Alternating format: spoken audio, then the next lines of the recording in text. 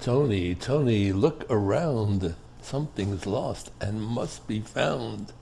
That's right, today we celebrate the great Franciscan Saint Anthony of Padua. We have his basilica in Padua, and if you're trying to get there, good luck, because it is always mobbed to the ends of the universe. That's because he's so popular. Why is he so popular? Well, he helps us to find things when we lose them. He's also called the hammer of heretics due to his powerful witness of life and preaching. He's known as Anthony of Padua, but he was not born in Italy. He was born Ferdinand in Lisbon, Portugal, in 1195, the son of an army officer named Martin and a virtuous woman named Mary. He lived in a monastery of the Augustinian order outside of Lisbon, but he disliked the distraction of constant visits from his friends and moved to a more remote house of the same order. There he concentrated on reading the Bible and the Church Fathers while living a life of asceticism and heartfelt devotion to God. 8 years later, in 1220, Ferdinand, St. Anthony, learned the news about 5 Franciscan friars who had recently died for their faith in Morocco. When their bodies were brought to Portugal for veneration, Ferdinand developed a passionate desire to imitate their commitment to the gospel. When a group of Franciscans visited his monastery, Ferdinand told them he wanted to adopt their poor and humble way of life. Some of the Augustinian monks criticized and mocked Ferdinand's interest in the Franciscans, which had been established only recently in 1209. But prayer confirmed his desire to follow the example of St. Francis, who was still living at the time. He eventually obtained permission to leave the Augustinians and join a small Franciscan monastery in 1221. He then took the name Anthony. Why?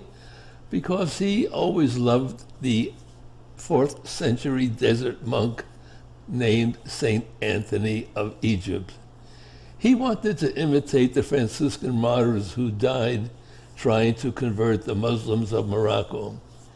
He traveled on a ship to Africa for this purpose, but became seriously ill and could not carry out his intention. The ship that was supposed to take him to Spain for treatment was blown off course and ended up where else but in Italy. Through this series of mishaps, Anthony ended up near Assisi, where St. Francis was holding a major meeting for the members of his order.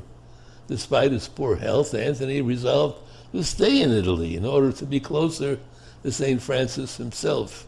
He deliberately concealed his deep knowledge of theology and offered to serve in the kitchen among the brothers.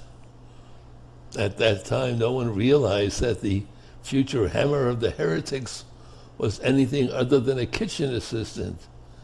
Around 1224, they were gathered together, the Franciscans and the Augustinians, Dominicans, for ordination.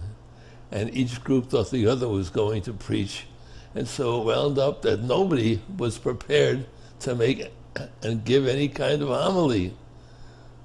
So they called Anthony and said, you get up there and do it, and just say whatever the Holy Spirit inspires you to say. His eloquence stunned the crowd, and St. Francis himself soon learned what kind of man the dishwashing priest really was. He gave Anthony permission to teach theology, provided that the spirit of prayer and devotion may not be extinguished. By 1231, his health was in decline, and he retreated to a remote location, taking 2 companions with him.